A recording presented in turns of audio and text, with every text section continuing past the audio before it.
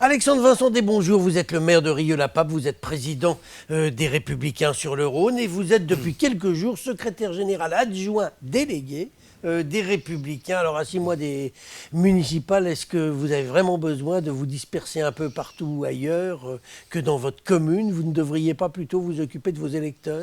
Et je m'occupe pas de mes électeurs, cher Gérard, je m'occupe de l'ensemble des Riards, parce qu'il n'y a pas que des gens qui votent à Rieux, il y a aussi des personnes qui ne sont pas en âge de voter, il y a des personnes qui ne votent Qui votent pas pour vous? Voilà, ou il y a même des personnes qui ne votent pas pour vous, Ah bah, y en pas a. pour moi, plutôt. Donc, et forcément, il y en a.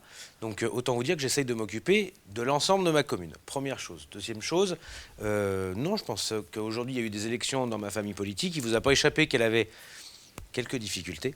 C'est le moins qu'on puisse dire.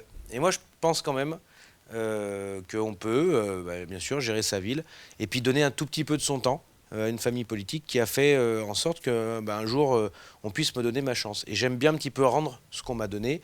Par ailleurs, ça permet aussi, comment dire, de discuter un petit peu de sujets de fond, parce qu'il va falloir qu'on rediscute un petit peu de sujets de fond dans cette famille politique qui avait beaucoup moins d'idées qu'avant, il faut se dire les choses.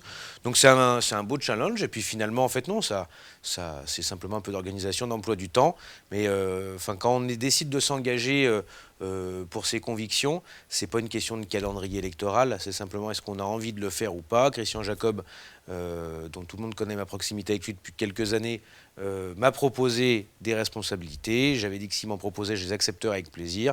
Et il m'a mis là où il souhaitait que je sois le plus utile. Alors, il vous a mis d'ailleurs pas au poste que vous espériez. Vous vouliez être secrétaire général adjoint et vous êtes secrétaire Non, je suis secrétaire général adjoint délégué. Ce n'est plus du tout la même chose. C'est qu'en fait, votre rôle, il est simplement limité à la région. Oui, il y a limité. Enfin, attendez, il y a quand même 13 départements, deuxième région de France. Il va falloir qu'on reprenne tout à zéro parce qu'il va falloir remettre en place le fonctionnement des fédérations. Il va falloir qu'on regarde un petit peu la coordination des élus, la coordination de l'ensemble de nos militants. Il va falloir remettre la machine en route. C'est un vrai défi. C'est un vrai défi. Et je pense qu'on sera... Il reste des militants? Oui, il y en a quand même encore quelques-uns. On est encore beaucoup. 70 000... Vraiment à jour, il y en a à peu près 70 000. D'ailleurs, Christian Jacob s'en est pas caché. En France, il reste aujourd'hui 70 000 à jour. On est très loin. 70 000, moins ceux de Villeurbanne qui ont quasiment tous démissionné. On est très loin. Non, alors à Villeurbanne, c'est uniquement le délégué de la 6e circonscription qui a démissionné. Aujourd'hui, on va remettre tout ça en place. Mais en tout cas, non, blague à part, en France, aujourd'hui, il reste environ 70 000 militants à jour. C'est ce que Christian Jacob a annoncé la semaine dernière. Aujourd'hui, ce qu'on va refaire, c'est essayer de remettre en place une vraie machine, retoiletter les statuts et refaire une belle maison pour que demain, on puisse de nouveau redevenir une fosse d'alternance. Le vrai sujet, en fait, aujourd'hui, c'est comment, face à Emmanuel Macron, on peut être une véritable alternative démocratique, puisqu'en fait, le jeu d'Emmanuel Macron, c'est simple, c'est le jeu de l'apprenti sorcier. On se met face à Marine Le Pen pour s'assurer la réélection. Je pense que pour le jeu démocratique, c'est extrêmement dangereux. Donc, à partir de là, notre responsabilité, c'est de remettre une machine partisane en route, qui doit être pas seulement là pour porter quelqu'un au pouvoir, mais qui doit être là aussi pour produire des idées. Et qu'on sorte un petit peu des sentiers battus de notre famille politique, qu'on sorte à chaque fois du régalien, et qu'on aille sur les sujets de handicap, de développement durable, d'égalité des chances, d'éducation, de culture, de logement. Il y en avait un de vos collègues qui proposait une augmentation du SMIC. Guillaume Pelletier, mais ça veut dire que... Il sait qu'il y a des entreprises qui ont des difficultés et que si on augmente le SMIC, ça risque de poser d'énormes difficultés aux entreprises qui sont déjà pas dans une très bonne forme. Moi, je suis pas forcément d'accord avec cette proposition. Simplement, il faut que dans notre famille politique, on accepte la diversité et le débat, ce qu'on n'acceptait plus du tout depuis des années. La vraie force de Christian Jacob, ça va être de remettre autour de lui des représentants des territoires, j'en fais partie. Je ferai remarquer que dans cette nouvelle direction, il y a quasiment 50% d'élus locaux. C'est une grande première, ça n'est jamais arrivé dans notre famille politique, d'ailleurs dans aucune autre ailleurs. Mais en plus, c'est qu'on va remettre toutes les sensibilités autour de la table. Il ne vous aura pas échappé qu'il y avait aussi des personnes qui étaient sarkozystes, fillonistes, copéistes. Voilà, il y en a. Effectivement, vous. Voilà, j'étais proche Jean-François Copé. C'est comme ça que j'ai connu Christian Jacob à l'époque.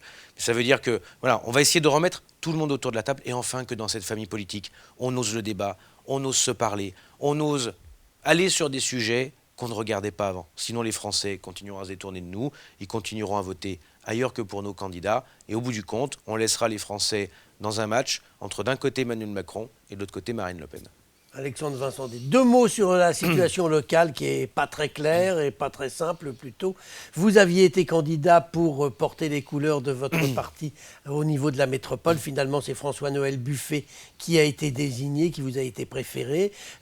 Quel regard vous portez sur la campagne qu'il mène actuellement? On trouve que c'est un peu calme, nous, journalistes. On a l'impression qu'il ne se passe pas grand-chose du côté de M. Buffet. On attend notamment les têtes de liste dans les 14 circonscriptions et on les connaît toujours pas. Les têtes de liste seront dévoilées, je pense, dans le courant du mois de novembre. Il y a encore quelques petits réglages. Voilà, il y a quelques petits réglages encore à faire. Vous serez tête de liste dans votre Je laisserai. Tout sera dévoilé le moment venu. Ne soyez pas impatients. Il y a encore des choses à régler. Il y a aussi la composition des listes que chacun est en train de caler, parce qu'une fois que tout est calé, il faudra partir vraiment sur le projet qu'on portera. Il y a aussi tous les groupes de travail qui sont en train de finaliser les différentes parties du projet, sur les parties finances, sur les parties transport, des mobilités, sur l'urbanisme, le développement de notre agglomération. Donc il y a beaucoup de travail encore. Puis ensuite, le candidat portera les sujets. Mais pour l'instant, ça a l'air de patiner un peu, non? On est encore dans la phase de préparation. Et puis ensuite, on se lancera. Je pense qu'aujourd'hui aussi, il faut se dire les choses. Les électeurs et les Grands Lyonnais ne sont pas encore dans l'élection. Alors, il y a beaucoup de bruit. Il y a beaucoup de bruit avec la guerre que se mènent Gérard Collomb et David Kimmelfeld. Il y a beaucoup plus de bruit que d'habitude. Et du coup, vous existez difficilement. Et du coup, il va falloir aussi prendre de la hauteur par rapport à cette situation qui n'est pas forcément de nature à donner une bonne image non plus de la classe politique quand on se tape sur la figure pour une place. Il faut savoir proposer autre chose et prendre beaucoup de hauteur. C'est un spécialiste qui vous parle de ça. Parce qu'en 2014, à Rieux, la majorité s'était disloquée. On pensait que je n'arriverais pas à m'imposer au milieu. J'y suis arrivé. Ça veut dire qu'il va falloir aussi un moment pour faire une majorité prendre un peu de hauteur. Un dernier mot juste sur Villeurbanne. On en a parlé tout à l'heure. Villeurbanne, vous aviez un candidat, il vous a claqué entre les mains, il est parti, il a dit qu'il n'irait pas finalement. Vous en avez trouvé un autre? C'est en cours. Je pense que on dit qu'il y a quelqu'un que vous balanceriez de Rieux qui est actuellement un de vos élus. C'est pas impossible. Mais centriste. Il est centriste, il était anciennement adhérent Les Républicains, il a fait partie de l'équipe de campagne de François Fillon dans le comité de soutien lors de la primaire. C'est quelqu'un qui a des vraies convictions, c'est un jeune chef d'entreprise.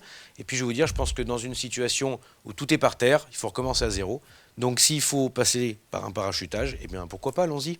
Eh bien, on va voir ça dans les jours qui viennent. Alexandre Vincent, je vous remercie. Merci à vous.